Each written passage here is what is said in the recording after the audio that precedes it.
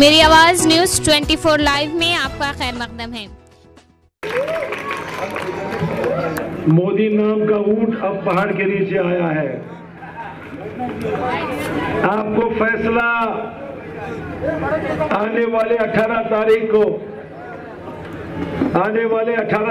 को मुल्क किसके हाथ में सौंपना है। हमारा आजाद हिंदुस्तान, हमारा देश किसके हाथों में सौंपना है, ये हमें तय करना है। जिन लोगों ने सबका साथ सबका विकास के झूठे वादे किए, जिन लोगों ने मैं देश का प्रधान सेवक हूं ये बातें कहकर हमें गुमराह कर दिया, और जिन्होंने कहा कि मैं देश का चौकीदार हूं, उस चौकीदार के कारनामे अब लोगों के सामने उनका पर्दाफाश हो गया है। आपके सामने दिखाई दे रहा है कि देश का चौकीदार ही चोर जब निकलता है, तो अब हम क्या नतीजा, क्या फैसला करें कि जिसके हाथों में हमारी देश की हुकूमत हम किसके हाथ में सौंपे, ये आज अवाम को तय करना है। दोस्तों, नांदेड़ की जनता को मैं बधाई देता हूं, आप सबका मैं शुक्रगुजार हूं। 5 साल पहले जब देश में एक लहर दौड़ रही थी, लोग कह रहे थे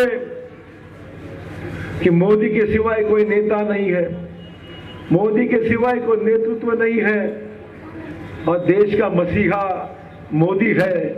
ये जब बात देश में हो रही थी, आपने इन सब बातों को झूठा ठहरा कर अशोक चौहान को 80,000 वोटों से चुन कर दिया। उस देश के लोग उसके मुताबिक काम करते हैं और संविधान के खिलाफ में कोई जाता है तो वो गैर कानूनी माना जाता है।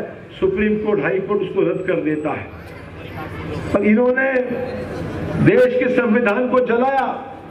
आप समझ सकते हैं, पूछ लीजिए पिछले 6 महीने में जो वाकयात हुए इस देश में, क्या हम देश की बाइबल, देश का कुरान, भगवत गीता कोई जलाएगा? हिम्मत है किसी की? पर इन्होंने देश के संविधान को जलाया, इन्होंने देश के संविधान को जलाया। महात्मा गांधी की तस्वीर पर इन्होंने गोलियां चलाई।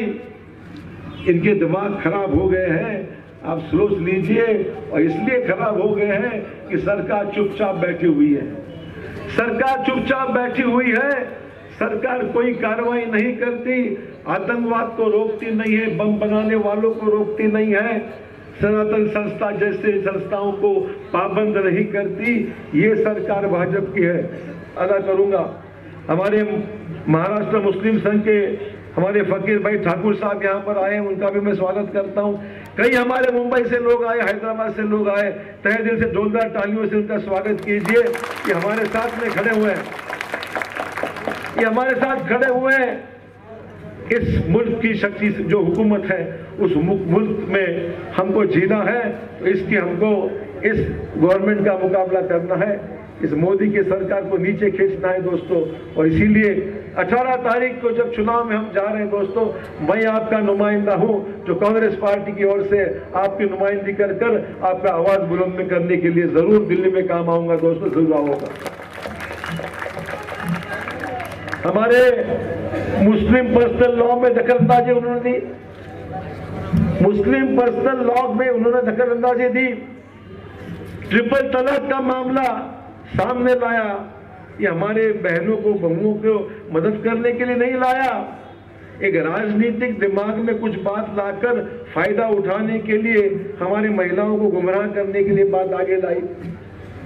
हमारे कांग्रेस पार्टी ने इसका विरोध किया। कांग्रेस पार्टी ने कहा कि ट्रिपल तलाक के बारे में आपकी जो मंसूबे हैं तो हमें बताइए, जब किसी शौहर किसी को अरेस्ट होता है और वो जेल जाता है, उस फैमिली की देखभाल कौन करेगा? वो बच्चों की देखभाल कौन करेगा? वो बीवी की देखभाल कौन करेगा जिसका मर्द वहां पर जेल के सलाखों के पीछे ट्रिपल तलाक के नाम पे अरेस्ट किया गया है? पहले इसका जवाब दो, फिर बात करते हैं आगे क्या करना है इस बारे में। ये लोग मुस्लिम पर्सनल लॉ में भी दखल दे रहे हैं, सोच सकते हैं दोस्तों। बाकी छोड़िए, देश का संविधान बदलने में जो लगे हुए हैं, क्या वो आपको छोड़ेंगे? हमको छोड़ेंगे? हमको भी नहीं छोड़ेंगे, आपको भी नहीं छोड़ेंगे। हमारी लड़ाई इसलिए दोस्तों, ये हमारा मुल्क ऐसे नहीं चल सकता। हमारे देश में हिंदू है, मुस्लिम है, सिख है, ईसाई है, सबको साथ में लेके चलना है और किसी को खौफ नहीं है, किसी को डर नहीं है, सबको आजादी से रहने का पूरा बराबर अधिकार है। पर इन लोगों से लड़ाई करना है तो अकेला अशोक चौहान नहीं लड़ सकता है। जब तक ये पूरी अवाम मेरे साथ में आती नहीं है, तब अकेला मैं नहीं रह सकता। ये किसने किया है? ये भाजपा वालों ने किया है। क्यों किया है? आपके वोट को तकसीम करने के लिए किया है। उनको पता है कि मुसलमान भाजपा को वोट कहीं नहीं देगा, बिल्कुल नहीं देगा। क्यों देगा भाई? बिल्कुल नहीं देगा।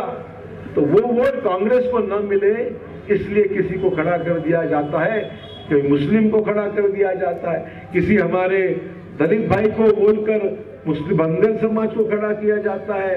और कांग्रेस के वोट तकसीम करो, कांग्रेस के वोट तकसीम करो, बांट दो, तो फायदा किसका? बीजेपी का, और घाटा किसका? कांग्रेस का। ये इनके इरादे हैं दोस्तों, नापाक इरादे हैं जो हमको समझने चाहिए। आप समझदार हैं।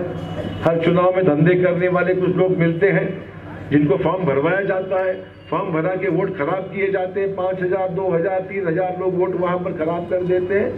आज दोस्तों मेरा ऐलान है आपसे, मेरी गुजारिश है आपसे, मेरी रिक्वेस्ट है आपसे, सभी हमारे मुसलमान भाई जितने हैं, सबका वोट एक साथ होना चाहिए, इधर उधर जाना नहीं चाहिए। और सब वोट बराबर एक ही, जैसे हम नगर पालिका में बल्दिया के चुनाव में एक एक वोट ढूंढ के निकालते हैं, कौन कहाँ रहता है, कौन बाहर गांव है, कौन कौन से गली में रहता है, एक एक वोट जैसे नगर पालिका का चुनाव लड़ते हो ना, वैसे इस पार्लियामेंट का चुनाव लड़ो, तब कामयाब हम हो जाएंगे। 100% हम कामयाब हो जाएंगे। 90% वोट होना चाहिए, 90% वोट यहाँ पोलिंग होनी चाहिए। बिल्कुल दबा के वोट करो और तमाचा मारो, इस गवर्नमेंट के ऊपर तमाचा लगाओ, बता दो कि हम क्या कर सकते हैं, इस देश की हुकूमत को हम खींच सकते हैं नीचे। ये बताने का वक्त आ गया दोस्तों। और कांग्रेस का नुमाइंदे के नाते मैं आपके सामने खड़ा हूं आपसे विनती करने के लिए कि पंजे पे बटन दबा के आप मुझे काम करने का मौका दो। जय हिंद, जय महाराष्ट्र। इस तरह से मोदी और फडणवीस ने लूटा है, यहाँ पे युवा अब रास्ते पे आ रहे हैं। 5 सालों में विकास की बात कर रहे थे, 5 साल पहले अच्छे दिन की बात कर रहे थे, 5 साल पहले नौकरियों की बात कर रहे थे, 5 साल पहले माँ बेटियों की इज्जत की रक्षा की बात कर रहे थे। लेकिन 4-5 दिन पहले मोदी इस नांदेड़ में आते हैं और हिंदू मुसलमान की बात करके जाते हैं, क्योंकि उनको पता है पिछले 5 सालों में इस देश को बेचने का काम उन्होंने किया है। तो चाय बेचता था तो मैं भी किसान का बेटा हूं, मैं भी यहाँ पे सोयाबीन बेचता हूँ, अनाज बेचता हूँ, इसमें अलग क्या है? लेकिन कुछ भी बताने का और लोगों को गुमराह करने की साजिश और कोशिश पिछले 5 सालों में हुए। मराठा आरक्षण का दौर चला, मराठों को यहाँ पे चुना लगाने का काम इस सरकार ने किया। मुसलमानों को आरक्षण 5% यहाँ पे कांग्रेस और राष्ट्रवादी कांग्रेस की सरकार ने दिया था, लेकिन उनका आरक्षण रद्द करके मुसलमानों को चुना लगाने का काम इस सरकार ने किया। किसानों को चुना लगाने का काम किया, युवाओं को चुना लगाने का काम किया। इतना तो छोड़ो, लोगों को, इंसानों को इन्होंने फंसाया ही, लेकिन पिछले 25 सालों से राम के मंदिर के नाम से मंदिर बनाएंगे ऐसा कह के 25 साल इन्होंने राम को भी चुना लगाने का काम किया है। जिन्होंने इंसान के साथ भगवान को नहीं छोड़ा, अल्लाह को नहीं छोड़ा वो हमारे नहीं बन सकते। मैं कहता हूं 18 अप्रैल को चौहान साहब के पंजा निशानी पे 1 नंबर पे वोट कीजिए और महाराष्ट्र राज्य में 1 नंबर की लीड से उनको जिता दीजिए। इतना ही कहता हूं। धन्यवाद। जय हिंद, जय महाराष्ट्र, जय भारत, जय शिवराय, जय भीम, खुदा हाफिज।